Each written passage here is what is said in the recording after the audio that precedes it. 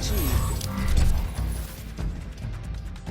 So I know I've talked about this before, but I get really jacked when I see mixed martial arts tournaments, and the Bellator announcing their 16-man featherweight Grand Prix is awesome. I was excited about their welterweight Grand Prix is still going on.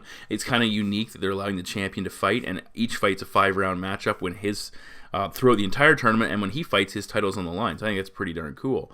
Now, I'd like to see the UFC do something like this. Could you imagine how exciting it would be if the UFC announcing a 16-man Grand Prix or 16-woman Grand Prix in a division for the first half of the year, the second half of the year, 2 tournaments, one per, half of the year, whatever, they overlap a little bit. It would bring heightened excitement to a division. It would put emphasis on fights that normally just seem to have, minimal significance. And again, I think it would be really cool. Maybe they don't go the route Bellator is going. Maybe they exclude the champion. Maybe you even exclude the top 5 or even top 10 fighters in the division, and instead you build a tournament around maybe some of the lower ranked guys and some of the unranked fighters, and you say, hey, look, it's $1 million to the winner, and if you win, your next fight will be against a top 10 opponent or top 5 opponent. Maybe your next fight's against the champion if the division's lacking contenders. I think it'd be a great opportunity, and you'd see a lot of guys. Suddenly, someone whose UFC career is on the verge of being done, they've gone 3-5 over their last 8 fights, they're really struggling. Here's an opportunity. Right the ship, go on a winning streak, and suddenly you're a contender out of nowhere. I think it'd be a very cool premise. I think we could really, with the live draws they could do online of announcing who the opponents are going to be, I think it'd be a really neat thing the UFC should consider. Again, I'm always begging them to do so. We've had minor things like this when we had, for the women's strawweight division, my apologies, to crown the new champion. But again, I'd like to see more and more of this. I'd like to see some tournaments, go over 6-7 months, but still very cool. Welcome back to Kamikaze Overdrive MMA Predictions. Always, I am your host, Scott Johnson. On this episode of the show, we are breaking in the upcoming UFC on ESPN 4 event, which will go down on July 20th from San Antonio, Texas. It'll feature Rafael dos Anjos taking on Leon Edwards in the main event. Now, keep in mind, ladies and gentlemen, this is we're in Texas for this card. And when you're in Texas, some crazy things happen, so we'll have to see how that plays out. This episode of the show will break down, I said, all 6 of the main card fights. My preliminary picks will be available at kamikazeoverdrive.net. You can check them out, along with the bet packs. And I need to talk about the bet packs because they were it was unreal last show. I went 9-3 overall. 2 of my 3 losses were Mike Rodriguez, a fight I told you to stay away from unless you're betting Rodriguez by decision. And same thing, Ricky Simone, I told you to stay away from that fight unless you're betting Ricky Simone by decision. The other one I lost was Ping Yu Liu, Liu, if I say it, whatever. Either way, I kicked ass. If you go through it quickly, my gold plays for the HBC, I had you pair up Doradami and Pena, and then Vittori and Feely. They both cashed. My number 1 silver play was Josh Emmett. My bronze plays, Benito Lopez and Brianna Van Buren. Lopez got a gift decision, but either way, they both cashed in. When you go over to my casual betting cluster, which is more of for those guys who just want to have fun, take a risk, my gold play, Vittori, Feely, and Doradami at plus 680 all came through. So did my bronze play, but with Lopez, Van Buren, and Ryan Hall, it also came through as well. And then you go all the way down to my wild cards. I had you pair up Doradami, Vittori, Hall, and Lopez for a massive plus 1538. So if you bet 6 units, and again, I do my units differently. I know people don't like necessarily the way I do it, but again, it's simple math. You determine what your units are, and you put it in. You got $100. You want to see my units are $5 a piece tonight? You do it that way. I've tried to go the other way. I've considered it, and every time I do anything different, people like the way I do it this way. My customers, so that's what I cater to. But either way, you would have cashed in huge had you followed my betting packs last week. And that's the way we do things. We don't win every single night, but when we do, it's usually significant. And when we start stringing things together, like I feel like we've been doing more recently, you're in for a good run. And if you look at my recent string of success, I definitely feel like I'm turning around my year after a pretty slow start to 2019. I've been having some consistent results. I'm just waiting for it to load up here on my website. Again, 9-3 last night. 9-3 at the last show. I went 8-4, 8-4, 8-3, 8-5. I had 1-6-6, but like 9-4, 7-5, 9-3. It's just been consistently winning 2 to 3 fights for every one I lose. And again, I know some people will break, I'm an 80% capper. Well, are you an 80% capper constantly or over the last couple of weeks? It is what it is. You just keep picking away, keep doing the research, keep breaking things down, and we'll see how things come about. Again, I made a couple adjustments. I added a couple of sources last show, and it seemed to produce some solid results. We'll see if that is the Same thing here. I've been rambling for a long period of time. Before I go, though, follow me on KO_predictions. Subscribe to me on YouTube. Please click the subscribe button. Click that like button, too. I really appreciate that, guys. And let's get to our first main card prediction. The first fight of the night goes down in the UFC's heavyweight division as the former UFC heavyweight champion, the Pitbull, Andrei Arlovski, 27-17-0 with 2 no contest, takes on the 36-11-0 Big Ben Rothwell. Now, Andrei Arlovski is coming off a split decision loss to Augusto Sakai. I had Sakai in that fight, and I felt Arlovski probably should have got the nod. I think a lot of people would agree with that. He's 0-4, with effectively 0-4 in his last 4 fights with a no contest, taking away the Walt Harris loss. He had won back-to-back fights prior to that against Junior Albini and Stefan Struve, and prior to that, he had lost 5-0. So Arlovski's a streaky fighter. He either gets it going, starts putting wins together, or he seems to lose more and more. And right now, he's not exactly having a great stretch. For Rothwell, he returned in his last fight after almost 3 years away. And again, I had Rothwell. He lost a close decision to Blagoy. I felt Rothwell probably should have got the nod in that fight. I know it was kind of split. A lot of people like what Blagoy did. I like what Ben did. He lost a decision prior to that, which kind of was 3 years earlier. It capped off his kind of successful run in the UFC that was kind of getting some noteworthy, where he had won 4 consecutive fights. Physically, Rothwell 1 inch taller, 1 inch reach advantage, and he could come in between 20 and 25 pounds heavier than the Pitbull. And Rothwell's also the younger man by 2 years. Now, this is actually a rematch from all the way back in 2008 when they fought under the Infliction banner in a cage. Andrei winning that matchup by third-round TKO in front of guys like Donald Trump sitting there in the front row or close to the front row. Infliction was fun. It just didn't go very far. Now, Arlovski during that time was in the midst of a 4-fight winning streak. He had back-to-back title fight losses against Tim Sylvia. So he was doing well, but Rothwell came into that matchup having won 13 in a row. He was really streaking, making a name for himself as a heavyweight. So it was a big win for Arlovski. Early in that fight, Arlovski mixed in some takedowns with a nice trip. He buzzed Rothwell a couple times with some strikes, backed him off. And Rothwell was getting hurt throughout the fight. He was getting bloodied up, and he was surviving the barrages early on, but ultimately you could tell it was wearing on him. And in the third round early on, Andrei clipped him with a beautifully executed uppercut, hurt him, put him down, and finished him in that round. One of the few times we've seen Rothwell finish clean like that. Now, as far as Rothwell's overall approach, he stalks forward very effectively, and he does that really awkward thing where he's got his hands out and up, and he's looking to land power from odd angles and just to beat you up, but also just keep you backing up. He switches stances a lot, and again, his arms are up, and it really forces his opponents to come over the top. It's hard to throw good, effective straight punches when you're already trying to throw through the big mitts that Rothwell's putting in your face, so you've got to come over the top, and if he raises your guard up, it really makes it difficult even then to be effective with your striking. Again, guys can do it, but a lot of times it's one-off, and you have to really make your opportunities count. Now, he is willing to eat strikes. He's fairly durable, but again, as we've seen, not unstoppable. He can take some damage. He needs to be a little bit more active. In the Blagoy fight, I felt he was moving forward and not doing enough with his offense when he was pushing forward. So he was eating a little bit more than he should have been and not landing quite as much as he needed to make that effective. Now, for Andrei Arlovski, against Sakai, he was throwing a lot of overhand rights. He was throwing a lot of overhand rights to the point they were getting predictable. Some were getting through, but it just didn't come off as an effective technique that was having the added impact that it needed to. Now, I'd say Andrei benefited a little bit from Sakai, especially in the first round, holding back. We saw Sakai Andrei was stepping forward and stepping into the pocket. He wasn't landing a ton either, and Sakai just wasn't returning fire, and that gave Andrei the opportunity to pull away. And he has struggled on the cards in that fight and a couple recent fights. You look at the totals in that fight, Andrei outlanded Augusto 75-42. In the Walt Harris fight, he outlanded Walt Harris 44-24, and he lost both of those. So it's a little bit upsetting, and you have to wonder, what has he got to do? Has he got to mix in his ground game, which I think is something he absolutely should do. But again, against these bigger men, it can be difficult to get them down.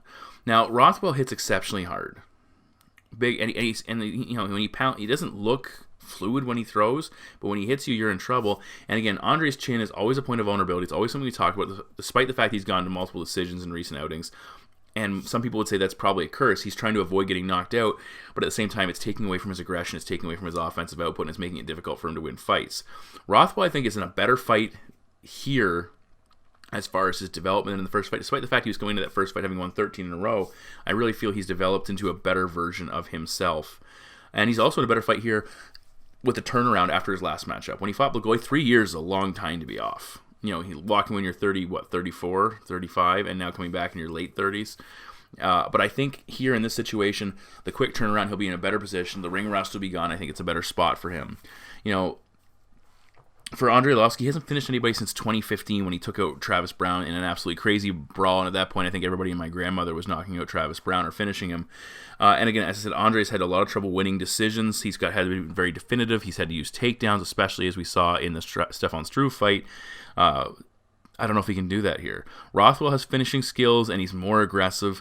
Look for him to use that high guard to really negate the impact of Andrei Arlovski's overhand right. Andrei, again, tends to get predictable, and you can break Andrei, and I think Rothwell's pressure will do just that. Look for Ben to constantly push forward, engage. He's possibly going to hurt him and clip him. This fight very well could go to decision, and it wouldn't shock me at all, but I think Rothwell's more active. I think Ben finally gets a big knockout here, and my prediction is Andrei Arlovski to defeat... Sorry, my prediction is Ben Rothwell to defeat Andrei Arlovski by TKO.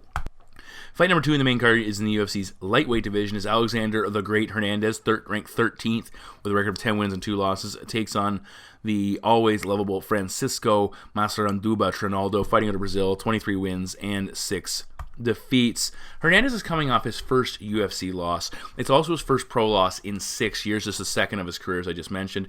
It was a TKO defeat against Donald Cerrone. Again, taking on Donald Cerrone that early in your UFC career is damn impressive, and that's, it just was a little bit too much for him, but I think he's back in a good spot here.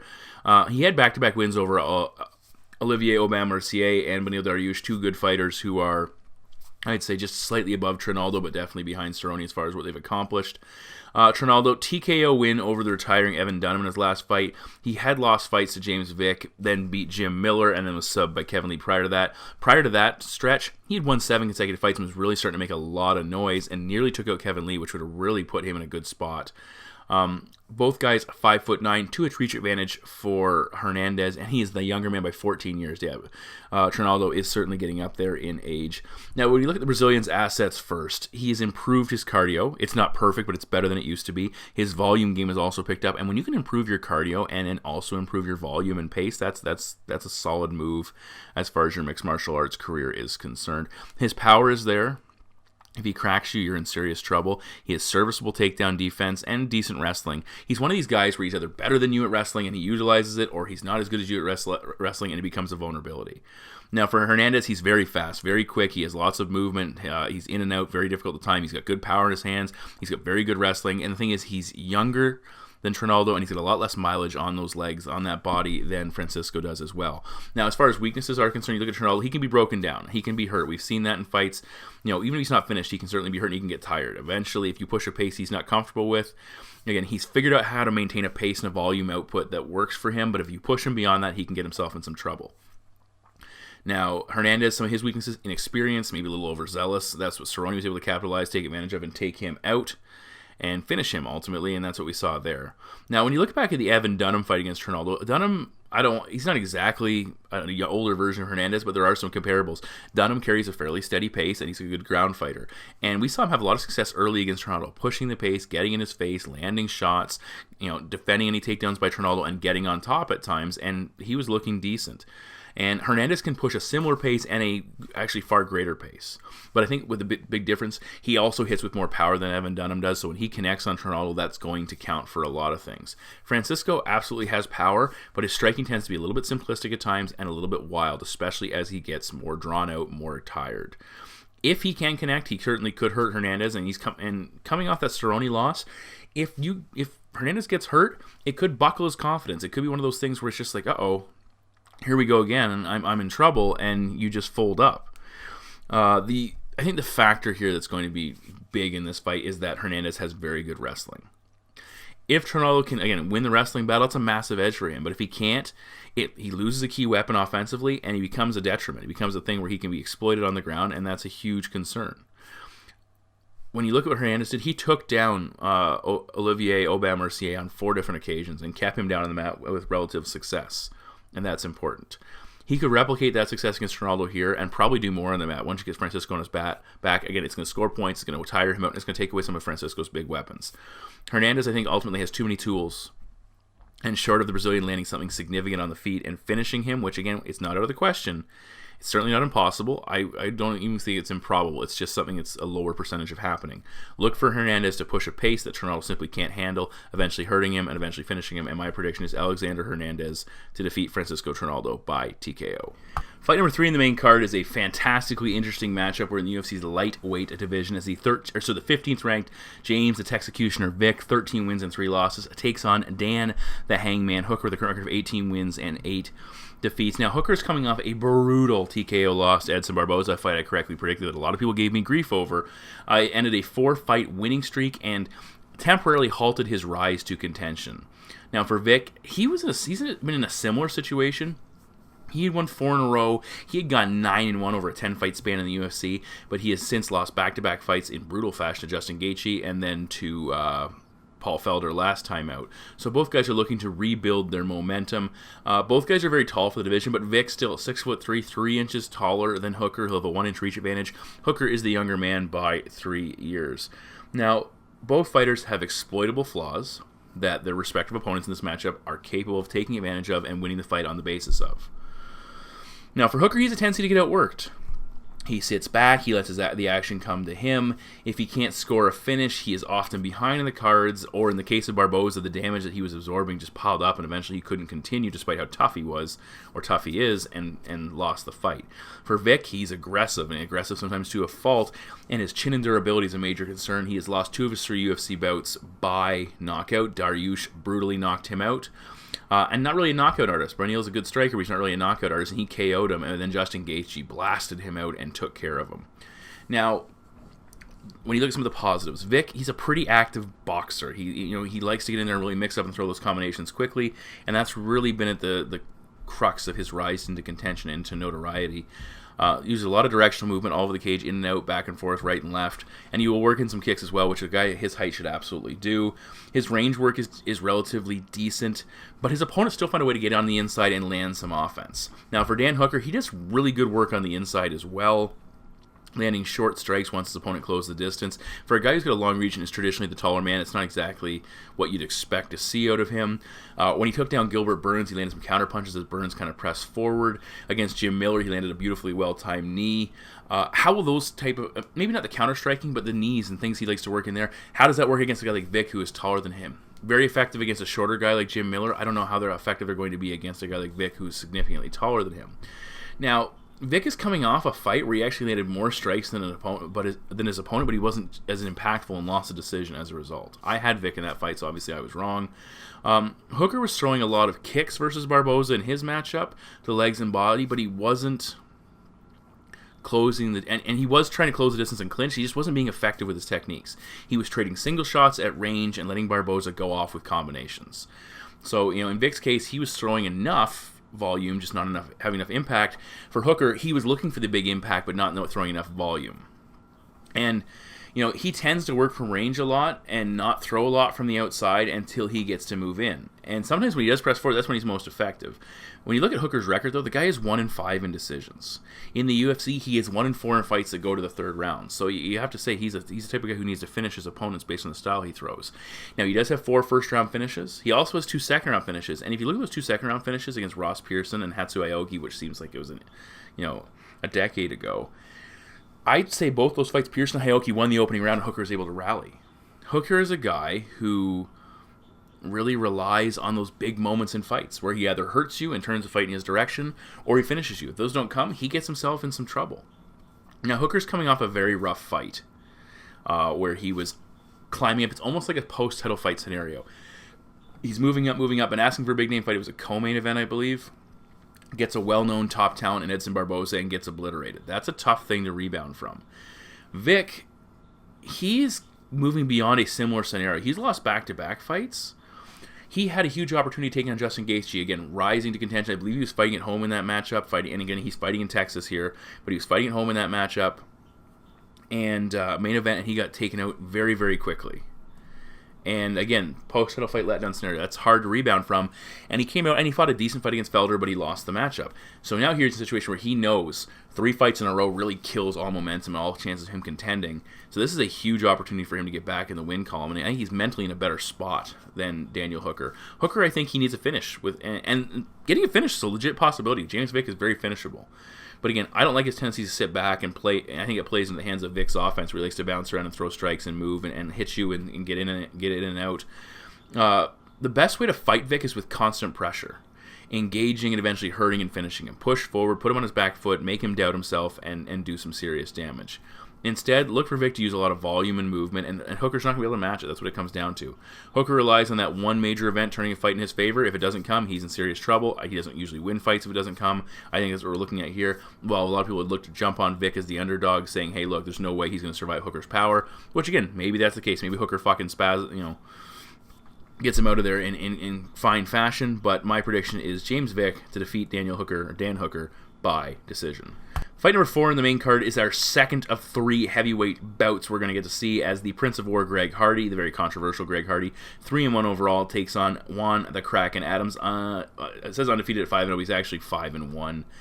Fighting in the promotion. Now, there's definitely some bad blood in this fight. They've been talking to each other online a little bit, so we'll see how that plays out.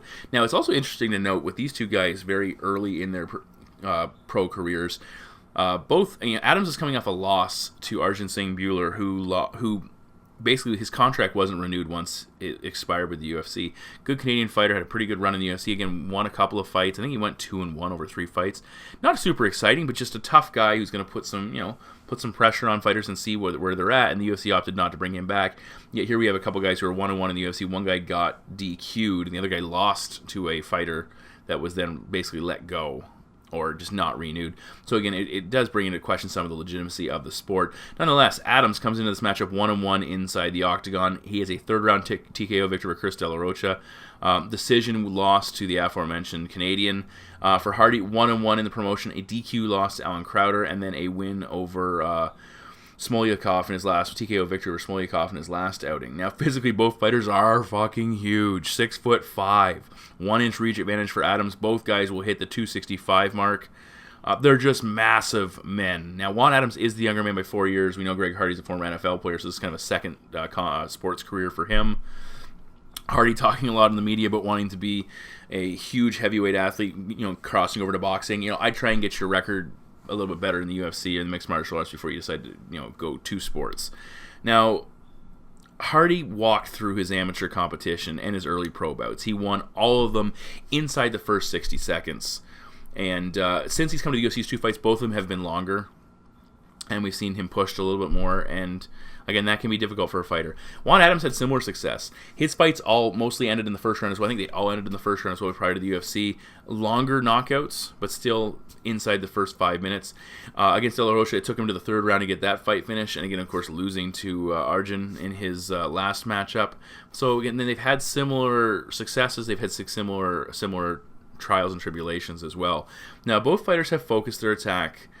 So both fighters' opponents have focused their attack on extending them, avoiding that early knockout power, extending the fight, and seeing how that goes. And that's something definitely worth looking at here, because can one of these two do that to the other guy, or we can have a slugfest until it ends? Adams throws his strikes a lot of times looking to touch his opponent. He's got a decent left jab that he's popping out there. He'll throw a right behind it. He'll mix in some low kicks, but nothing with a massive wind-up or intention, it seems like, to knock you out and put you on your ass with one shot. He will get a little more aggressive and put a little more into his shots, but you can see him engaging and just kind of touching. I like that, especially for a guy who's relatively inexperienced and still developing. That's a good approach to have. He will pair some heavier offense in there, and if he hurts you, he'll start to move forward and really put pressure on him. He does leave himself open to counters at times, but again, he's not throwing himself entirely into his shots. His cardio is still a question mark, but nonetheless, in this situation, he's got some tools to work with. Now, for Greg Hardy, he throws everything with power. He's looking to finish you with the very first shot he lands, and if not, the second shot, the third shot, and so on and so forth. He backs his opponent up to the cage. He throws with that massive fight-ending intention, and he can finish you, absolutely, but it leaves himself open to a couple of concerning scenarios. He's open to be countered, either with punches or takedowns, and if he can't get the win, he starts to gas. He starts to throw those limbs out there, and when they're not making contact, some of that is, I'm not a science guy, but the inertia, or whatever you want to call it, the effort put into throwing them, it becomes greater, and it takes more energy out of him. You see his energy bars going down. Now, when he fought Alan Crowder, he was hurting him when he touched him, but he was hitting with a much lower percentage of his shots than he was throwing, and he was tiring out, and eventually to slow down. Eventually, when he pulled back, started to throw single jabs and kicks and try and be a little more technical, be a little more reserved, Crowder was able to avoid some and then almost immediately took him down. When he fought Smolyakov, we saw Hardy a little more measured at the beginning of it, but again, he wasn't dealing with as much offense coming back, and you could arguably see the Russian or Ukrainian, I can't remember, was very reserved and very concerned about taking damage. And that fight didn't go very far. I think it was a fight to get Greg Hardy a win in the UFC and, build him up a little bit. Now, for Adams, I don't want to call it big power, but his finishing sequences more often than not transpire on the mat. He's a former collegiate wrestler. He likes to take his opponents down, control them, and ground and pound, and that is significant. When Greg Hardy fought Alan Crowder's not known for having a huge wrestling background as far as I've been able to see, and Hardy spent some time on his back against Crowder. You can see Crowder was looking to exploit that. Greg Hardy tried to power his way off his back and force himself back to his feet. That's both ineffective and that's tiring. And when you're facing a guy like Crowder, maybe you get away with it at some point, but against a guy like Juan Adams, who's a big, heavy wrestler, that's going to be an issue. Adams, again, he's a big man with decent wrestling. He's also coming off his first career loss, so he's going to be motivated to get focused and get back in there and pick up where he left off. And he fought a guy who wrestled him and who ground on him, and I think you can take some things away from that. Say, look, that he did that to me, it was effective, I can do that to somebody else. I think he's motivated here to get back in the win column. I think he's motivated to get back to what makes him effective, which is his takedowns and ground and pound. Hardy should be the quicker man, but again, he's still developing his MMA game, and Adams is a little further along, and I think that shows up here. If Hardy can't get him out of there with the early strikes and can't barrage and back him up, he's going to get put on the ground, and he's going to be in some serious trouble. Hardy could also get taken down and get finished on the mat. That's absolutely what we could see here. I think he just has fewer skills and a smaller window to work with.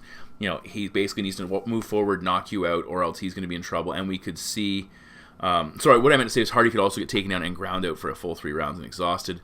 But as I said, Hardy has those fewer skills to work with, and my prediction is Juan Adams to defeat Greg Hardy by TKO, most likely of the ground and pound variety. Remaining in the UFC's light heavyweight division, the 9th-ranked boa constrictor Alexei Olynyk, 57 wins, 11 losses, and 1 draw, fighting out of Russia. I believe he's of Ukrainian descent. He takes on the 14th-ranked big-ticket Walt Harris, currently holding a record of 11 wins, 7 losses, and 1 no contest. Now, these guys, as I said, formerly trained together. So they know each other, and I'll talk about that momentarily, who I think that benefits, but it's worth noting they've trained together quite a bit. Harris debuted in the UFC back in 2013 as slight, I think he was let go at one point, but he came back fairly quickly. He's starting to find success. If you take that Andrei Arlovski no contest off his record, he would have a multiple fight winning streak. Then you figure in the DQ loss to Mark Gabriel fight, he looked like he was going to win, and then he had that one night switcheroo last second for taking on Fabricio Verdun too much too soon. I think he's supposed to fight Gabriel that night. This guy could be on a 6 or 7 fight winning streak, which is huge in the UFC's heavyweight division. But so Harris seems to be putting it together, and just some unfortunate circumstances have prevented him from really making that definitive rise. For Oleinik, he has won 4 of his last 6, has made a lot of noise in the division.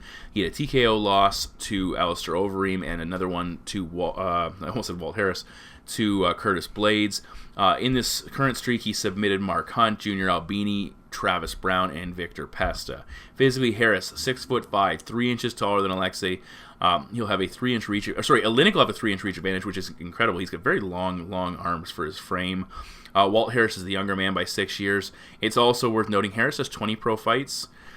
Oleinik has 70, more than 3-1. So a huge experience advantage for the boa constrictor, but a lot of mileage on his body as well. Now, when you look at Oleinik, his record, the big thing that jumps off the page, of his 57 career wins, 45 of them have come by submission. 45 submission victories. Some guys will be lucky to get half that in just wins in general, or even pro fights. 5 of his 6 UFC victories have come by submission, with his only other one a knockout against Jared Rosholt, which caught a lot of people off guard. Very impressive.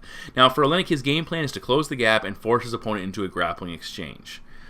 And he's willing to do that just about any way he possibly can. When he fought Overeem, he pulled guard. Against Mark Hunt, he kind of stalked forward, dove on a leg, created general chaos, and eventually got to his back for the rear naked choke. But the big thing with Oleinik, and this is the thing you have to be very concerned about, is he likes to attack submissions that a lot of fighters aren't familiar with. He likes to do things that people do not anticipate, don't have a lot of training in how to defend, and don't even realize it's happening until it's too late. And the big one is the Ezekiel choke off his back. He did it against Victor Pesta. I believe he did it against Junior Albini as well. He's won 11 times in his career by Ezekiel choke, which is damn impressive. It's a fight. He got Victor Pesta, who had mounted him. And that's the thing. It looks like an advantageous scenario for the fighter on top. Oh, I'm on top of him. Great. He's on his back. Oh, I'm moving in him out. Perfect. What's going on? And now I'm tapping. And again, he gets you in a position. The other one is a scarf hold. He's only got it 4 times. They've been some recent ones. But again, these overall are 2 maneuvers that a lot of opponents don't know what's happening until it's too late. They have limited defense, and it's over, and they have to tap out. And when you look at Walt Harris, he has one submission loss overall. It was the short notice fight against Fabricio Verdum. He got taken down, put in some bad spots, caught with an armbar. Couldn't deal with the transitions of Verdum, were very fluid. And Fabricio's a big dude, was able to maintain some control over Walt once he got him down. For Walt Harris, all 12 of his wins have come by knockout.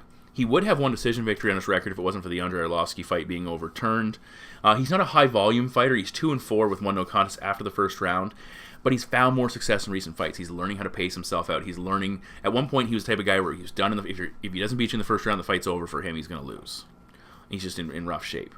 Now, as far as the striking exchanges are concerned, Oleinik can absolutely crack. He was outworking Overeem, just pushing forward and punching, clinching up, and just being more active, looking for that opportunity. But he just can't maintain that pace overall.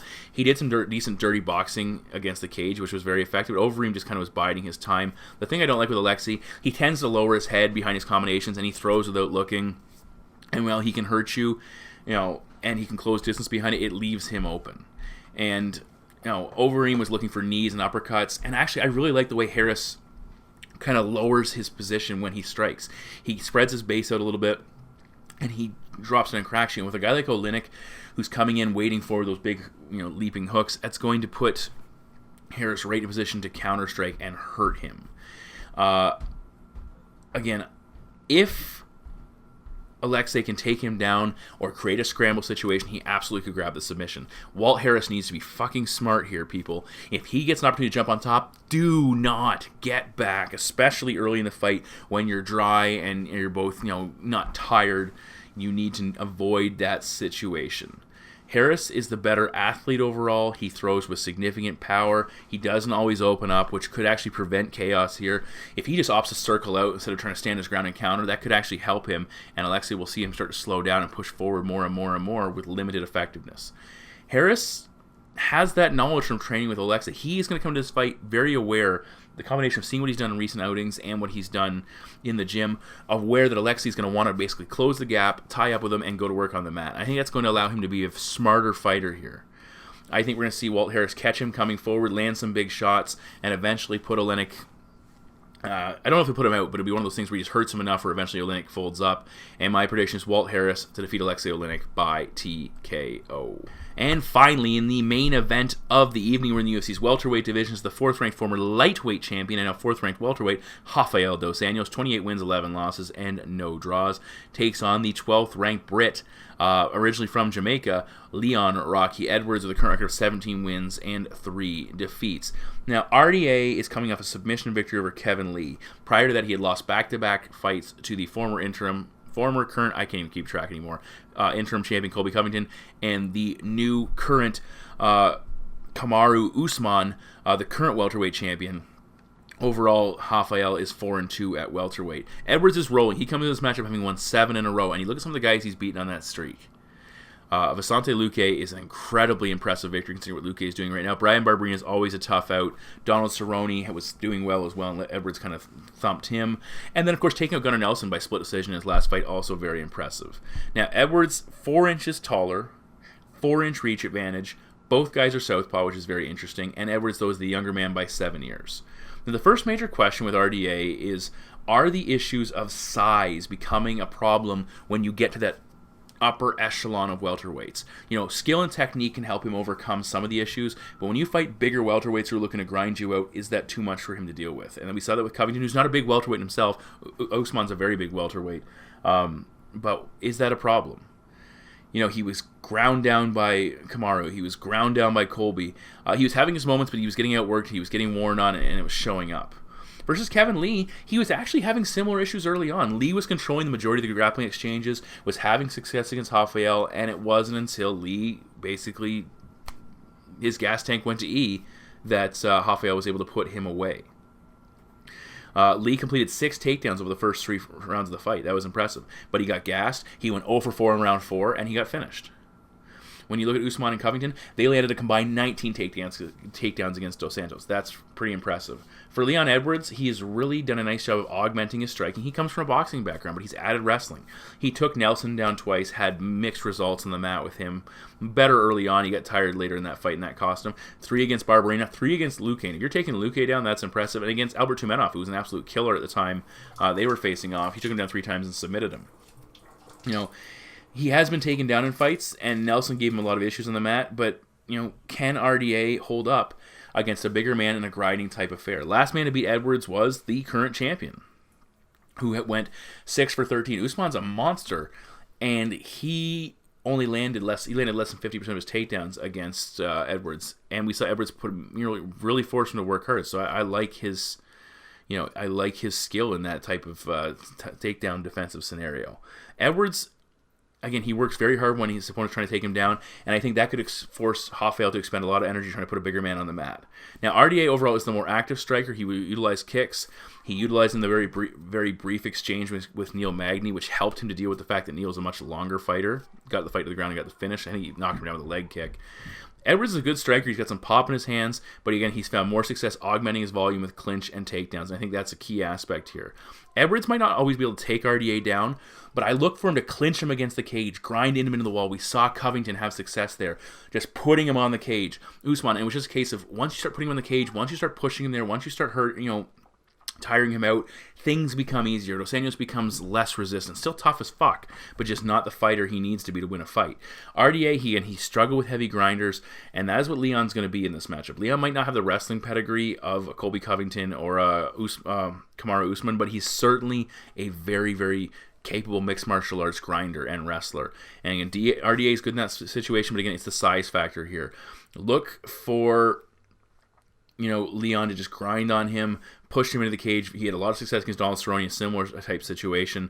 This fight stands to be an incredibly good scrap. It should be very entertaining. Both guys will have their moments. Look for Edwards to be the stronger fighter in the final 2 rounds. I know a lot of people are saying Edwards' cardio isn't as good as it should be and good as it needs to be. I think he can push Dos Anjos. I think it's going to be a close fight. I would not be surprised if it comes down to a decision where it's split and we don't know either way and it's very contestable. But I like Rocky Edwards here in this position, so my prediction is Leon Edwards to defeat Rafael Dos Anjos by decision. So those are my 6 main card predictions for UFC on ESPN 4. All of my preliminary picks, as per usual, will be available at kamikazeoverdrive.net, so please make sure you check them out. My bet packs, which produce, again, with bet packs, I have ones I don't win, I have ones where we break even, I have ones where we win a decent amount, but, and then I have ones like I had last show, and I think I had another one earlier this year too, where it's just like, holy fuck, we cashed in huge. You're fucking jacked because we've just won a ton of cash. That's what we're looking for. And again, my longtime customers, the people who have come back over 2010 was my first, so 9 years. The people who've been with me for 9 years, they know this. And sometimes you get new customers who will jump on for a show or two and they don't get the immediate results they're looking for, and they take off, and then suddenly what happens is they miss out on that massive show, or they miss out on a streak, or they get in at the end of it where it's like, hey, you stuck around, you just cashed in for 3 or 4 shows in a row. Instead, you're cashing in for 1, or you're missing out altogether. So again, I implore you that if you're with my system, the way I do things, the way I post things, it's not a one and done night. Maybe you get lucky and you got bought for the first time last show and cashed in huge, but what I'm telling you is the best approach is stick it out. Grind it out. Buy that subscription for 2 months, or you're saving money. It's only $10 per show, and we'll put some cash in your pocket. I got to get out of here, guys, because we got lots of work to do still for this card. Bet packs and prelims to break down. Again, you got to watch. My prelims are usually done by Thursday into Friday morning. My bet packs usually come Friday. And again, if you're an early bettor, I'm not going to be able to help you out beyond listening to my show here.